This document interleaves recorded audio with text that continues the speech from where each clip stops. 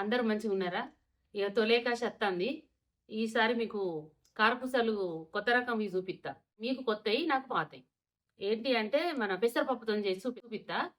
బియ్యం ఎంత తీసుకున్నా, మన పప్పు ఎంత తీసుకున్నా అనేది చెప్తా. ఒకవేళ మీరు పట్టించుకొచ్చుకుంటే ఎంత పప్పు కలపాలన్నది చెప్తా. పిండి బియ్య పిండి ఉన్నా కానీ పప్పు ఎంత కలపాలి, ఎట్లా కలుపుకోవాలన్నది కూడా మీకు వివరంగా చెప్తా. చూసి నేర్చుకోండి. ఇప్పుడు నా దగ్గర బియ్యపిండి ఉన్నది, నేను ఎప్పటికి పట్టించి పెట్టుకుంటా. దాంట్లోకి వెళ్ళి 1 కిలో బియ్యపిండి తీసుకున్నా.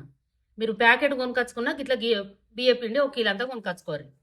ఇక బియ్యం పట్టించుకుంటేనేమో కిలో బియ్యానికి ఇగో 1/2 కిలో పెసరపప్పు పట్టించుకుంటే అట్లా పోసుకోరు.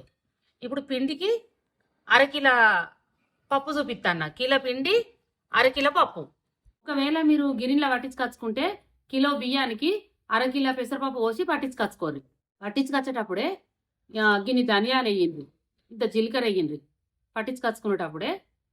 ఇక ఇప్పుడు నేనైతే ఎట్లా కలుపుతాను అన్నది మీకు నేను చెప్తా. రైస్ కుక్కర్ పావుతోని కిలో పిండి వేటు ఇంట్లో పిండి రెడీ ఉంటే కిలో అందాజ ఎట్లా తీసుకోవాలని కావాలన్నోళ్ళకు నేను కొలిసి చూపిస్తా. ఇది ఒక సోల, వెనకటి లెక్క ఇది ఒక సోల అనుకోర్రి నేను చూపించేది. 1, 2, 3, 4, 5, 6, 7 అనుకోండి. ఇక గింత అంత దాంతో ఏంది కానీ ఇప్పుడు 7 అయినాయి. 1 ఎక్కువ అయినా ఏం కాదు, మీరు అట్లా తీసుకోర్రు. ఇక పప్పు కొలిసి చూపిస్తా. ఇగో పెసరపప్పు, ఇది 1/2 కిలో పెసరపప్పు. 1, 2, ఇక 3 తీసుకోండి. ఇట్లా చూసారు కదా, ఇక 3 డబ్బాలు అయింది. ఇక ఇప్పుడు కుక్కర్లో 1-2 సార్లు కడిగి 3 విజిల్లు పెట్టి ఉడికించుకత్తా. ఇప్పుడు ఈ రైస్ కుక్కర్ పావుతోని మనం పప్పు కొలిసినాం కదా, దీంతో 1కి 2 3 డబ్బాలు అయింది కదా, 6 నీళ్లు పోయింది. 6 నీళ్లు పోసి ఒక 3 అన్న 4 అన్న విజిల్లు మిడిల్ మంట మీద పెట్టి తీసుకొచ్చి మీకు చూపిస్తా. తర్వాత ఎట్లా చేయాలన్నది మీకు నేను చెప్తా. ఇప్పుడు కుక్కర్ పొయ్యి మీద పెట్టేటప్పుడు ఒక చిన్న చెంచా ఇది ఇంత అంత పసుపు ఎత్తాన్న, మళ్ళా పిండిలో కలిపేటప్పుడు ఇంకా మళ్ళీ ఇంత ఎత్తా. ఇప్పుడైతే ఉడికేటప్పుడు కొంచెం వేసిన. ఇక చూడండి 3 విజిల్లు పెట్టినా గిట్లా అయింది. నాకైతే ఇప్పుడు మిక్సీ పట్టకుండా ఏం కాదు. మీరు ఎట్లా ఉడక పెడతారో, ఫుల్ మంట పెడతారో, మరి ఎట్లా పెడతారో పెట్టే మర్చిపోతారో. ఎందుకైనా మంచిదే, లూజ్ అయినా మనకి ఏం కాదు, పిండిలా కలుపుకుంటాను కాబట్టి. మీరు 1కి 3 నీళ్ళు పోసుకోరు. నేను 2 పోసుకోమని చెప్పినా కదా, 3 పోసుకోరు. కొద్దిగా లూజ్ అవుతుంది. మనం పిండి విసుకేటప్పుడు అలా నీళ్లు తక్కువ కలుపుకుంటే అయిపోతుంది. ఎటు పెట్టి మనకు మీకు మాడిపోకుండా చూసుకోరు. 2.5 అన్న పోసుకోరు, 3 అన్న పోసుకోరు. నేను 2 అని చెప్పినా, దాని మీద మీరు కొన్ని పెంచుకోండి. మళ్ళీ ఫస్ట్ ట్రై చేసేటోళ్ళు ఉంటారు కదా, దప్పన మాడిపోతుందని నేను ముచ్చటే చెప్తాను. సరే మరి ఇక నేను పిండిలా కొద్దిగా చల్లగా అయినాక పిండిలో బియ్య పిండిలో వేసి కలుపుతా. పప్పు చల్లగా అయ్యేంతసేపు అట్లా పొయ్యి రెడీ చేసుకుంటా. ఆ బియ్య పిండిలా ఎంత కారం, ఎంత ఉప్పు, ఏవేవి ఎత్తాను అనేది మీకు నేను వివరంగా చెప్తా. ఇక ఎల్లిపాయలు ఇవి 2 ఎల్లిగడ్డలు పొట్టు తీసిన మిక్సీ పట్టుకత్తా. జీలకర్ర ఎంత ఎత్తాను అనేది కూడా మీకు నేను చెప్తా. 1 చెంచాడు వేసిన. ఇంకొక సగం చెంచా ఎత్తాను. మనకు బియ్యపిండి కిలో, పెసరపప్పు 1/2 కిలో కాబట్టి కిలోకి 1 చెంచా చొప్పున, కిలోన్నరకు చెంచాన్నర వేసిన. 2 ఎల్లిగడ్డలు వేసిన. ఇక ఇప్పుడు ఇవి నేను మెత్తగా మిక్సీ పట్టుకత్తా. ఇక చూడుంది, ఇగో గిట్లా 1 చెంచాడు కారం వేసిన. ఇంకో చెంచాడు వేస్తాన్న. ఇక 1 చెంచాడు ఉప్పు వేసిన. మళ్ళీ సైజు చేస్తా, చెంచాన్నర ఎత్తన్నా. ఓమ ఇక 1 చెంచాడు చెయ్యిలు వేసుకొని కొద్దిగా నలిచినట్టు చేస్తా. ఇక జీలకర్ర వేయకున్నా ఏం కాదు, మనం ఇప్పుడు నేను మిక్సీ పట్టుకొస్తా కదా. పసుపు అప్పుడు 1 చెంచాడు వేసిన పప్పులా, ఇప్పుడు 1 చెంచాడు ఎత్తన్నా. ఇక 1 చెంచాడు ధనియాల పొడి. ఇది ఇంట్లో గరం మసాలాలు ఏమి వేయలే, మనం మామూలుగా ఇంట్లో పట్టుకున్నదే. ఇప్పుడు నేను వేయించిన ధనియాల పొడి. అయితే మీరు బియ్యమున్న పప్పు పట్టించుకొచ్చేటప్పుడు ఇన్ని ధనియాలును ఇంత జీలకర్ర వేసి పట్టించుకొచ్చుకోరు, ఒకవేళ మీరు పట్టించుకొచ్చుకోవాలనుకుంటే. ఇక ఇప్పుడు నేను ఇది కలుపుతా. పప్పు చల్లగా అయినాక ఇలా కలిపి నీళ్ళు పోసేది మీకు చూపిస్తా. నేను గోరు వెచ్చగా ఉన్నది, ఏం కాదు. పిండి లేపుతాను, మళ్ళీ నీళ్ళు పోసి కలుపుతా కదా, చల్లగా అవుతుంది.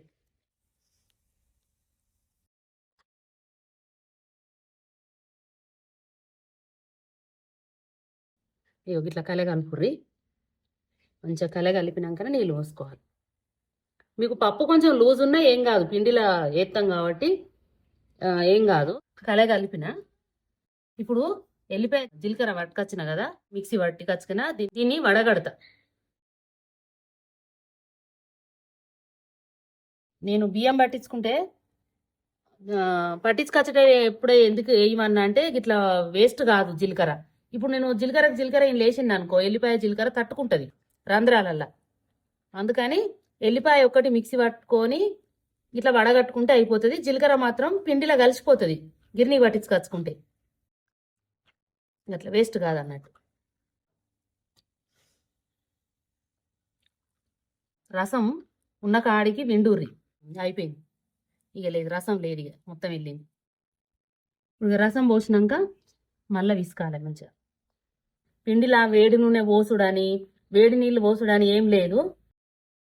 ఇప్పుడు ఉప్పు కారం సైజు ఉత్తా కొంచెం ఉప్పు పడుతుంది.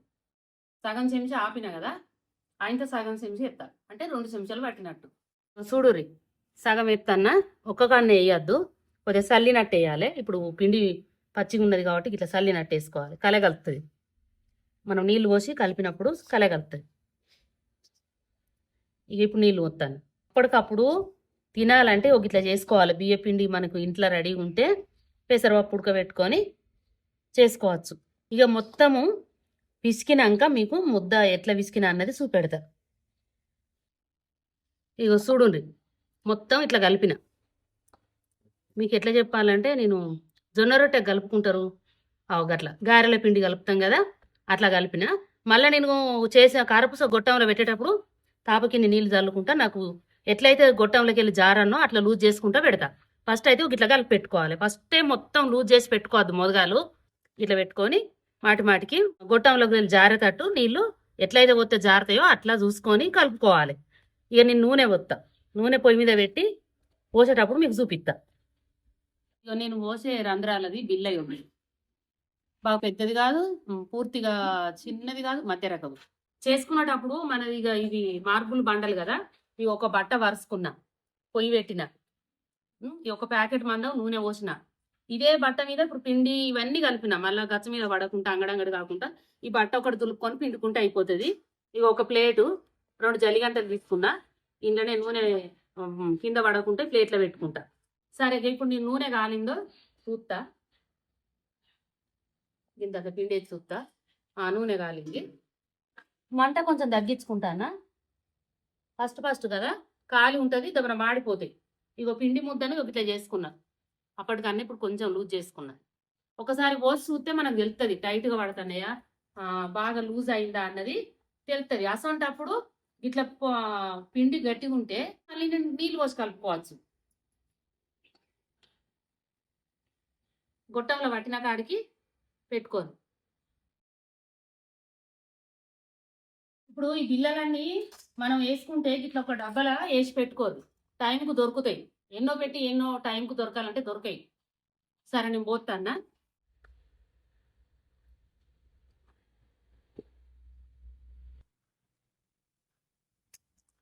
మొత్తం ఒకటేసారి గొట్టంలది మొత్తం అయిపోయేదాకా పోతాన్నా. ముగ్గురు చుట్టూ ఒకటే అప్ప పోతున్నాం కాబట్టి ఇక ఆపుడు అవసరం లేదు. కొంచెం మంచిగా కాలాలి, నూనె బుడగలు తగ్గినాక మర్రేయాలి. ఈ నూనె బాగా కాలితేనేమో ఒకసారి తగ్గించుకొని పోసుకోర్రి. పోసినాక నూనె ఒక తీరుగా పెట్టుర్రి, బాగా పుల్లద్దు, మిడిల్గా పెట్టుకోర్రి. మన నూనెకు తగ్గట్టు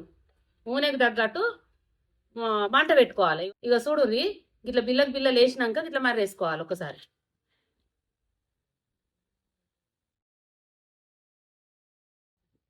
ఇగో ఇట్లా కాలినాక తీసుకోరు, ఈ చిన్న చిన్న తుక్కులు రాలుతాయి. ఇక రాలితే ఒక జల్లి బుట్టలు వేసుకోరు. మళ్ళా గొట్టంలో పిండి పెట్టుకునేటప్పుడు స్టవ్ తగ్గించుకోరు, బాగా కాలిపోతుంది. నూనె అంతా బాగా గాలి మాడిపోతుంది ఇట్లా వేయంగానే. అట్లా మనకు ఎవరైనా పెట్టించే వాళ్ళు ఉంటే ఏం కాదు, మనకు మనం చేసుకుంటే మాత్రం మంటను తగ్గించుకుంటా పెంచుకోవాలి. ఒకరికొకరు ఆసరా ఇంకొకరు ఉంటే ఏం కాదు. ఇక అన్ని మనమే అంటే కొన్ని చేసుకుంటాం కాబట్టి మంచిగా చేసుకోవాలి, మంటను చూసుకుంటా అప్పాలు చేసుకోవాలి, ఖరాబ్ చేసుకోవాలి. ఇంకొక ఇట్లా ఇక ఇట్లా ఒక జల్లిపుట్ట పెట్టుకోరి, నూనె పడతట్టు దానికి తగ్గట్టు ఒక కింద ఒక గంజు పెట్టుకోరి. అవసరం ఉన్నప్పుడు ఇట్లా నీళ్ళు పోసుకొని తీసుకుంటాను. చూడు ఇట్లా లూజ్ చేసుకుంటాను సరిపడే అంత. ఎట్లా ముద్ద పెడితే జారుతుంది గొట్టంలోకి వెళ్ళి రంధ్రాలలోకి వెళ్ళి అని ఇట్లా చేసుకున్నా పిడిసలు ఇట్లా. ఇక రెండోసారి కూడా పోతాన్న. మీ దగ్గర వేరే గొట్టాల కారపూసల గొట్టాల పావు ఉన్నా పోసుకోవచ్చు, ఇదే అని ఏం కాదు. ఇట్లా తిప్పుకుంటూ పోయిర్రు, ఒక దగ్గరనే కుప్పోలే పోయద్దు. ఇక అయిపోయింది. ఇక గిట్లనే ఒకటి వెనుక ఒకటి పోసుకొని చేసుకోండి. నేను అన్ని చేసినాక మీకు నేను చూపెడతా, ఇక తినుకుంటా చెప్తా.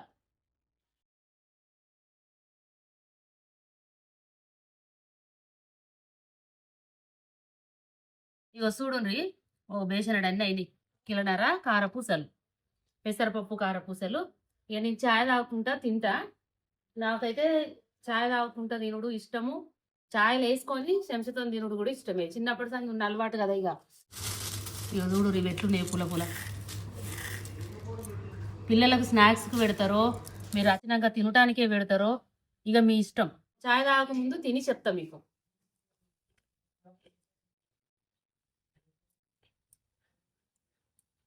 మంచిగా ఉన్నాయి, ఉప్పు కారం అన్నీ కరెక్ట్ సరిపోయినాయి. మీరు అనుమానం పడవలసిన పనే లేదు, ఇట్లా చేసుకోరు. మస్తు మంచిగా ఉన్నాయి. పిల్లలకు కొన్ని కొన్ని మీరు స్నాక్స్ లెక్క మంచిగా పెట్టచ్చు. ఇది చలువ, నోటేసుకుంటే కరిగిపోతాయి కారపూసలు. మంచిగా పులపులు ఉన్నాయి, మంచిగా ఉన్నాయి, గట్టిగా లేవు, ఏం లేవు. ఇంకోటి మళ్ళీ శనగపిండి మనం చేస్తా అంటే అతుకుతుంది, ఇది అతకాయి. పెసరపప్పు కదా, జిగురు ఏమి ఉండదు, ఇట్లనే పొడి పొడే ఉంటుంది. మంచిగా ఉన్నాయి. మనకు తొలే కాశికి గారెలు చేసుకుంటాం, మన కారపూసలు చేసుకుంటాం. ఇవి తినబుద్ధి అయితే అవి చేసుకోవచ్చు మన ఓపికతోని మాట. ఎక్కువ శాతం అయితే నాడైతే గారెలు కారపూసలు చేసుకుంటారు. మన పిల్లలు ఇంటికి వస్తారు కదా. ఇక నేనైతే ఈసారి మీకు ఈ ఈ పెసరపప్పు కారపూసలు అయితే చూపించిన, గారెలు తర్వాత చేసుకుంటా. ఇక నేను చేసిన కారపూసలు మీకు నచ్చినట్టయితే చేసుకొని తినుండ్రి. ఎట్లా వచ్చింది అన్నది కామెంట్ చేయండి, లైక్ చేయండి, సబ్స్క్రైబ్ చేయండి, తోటి వారికి నేర్పించండి.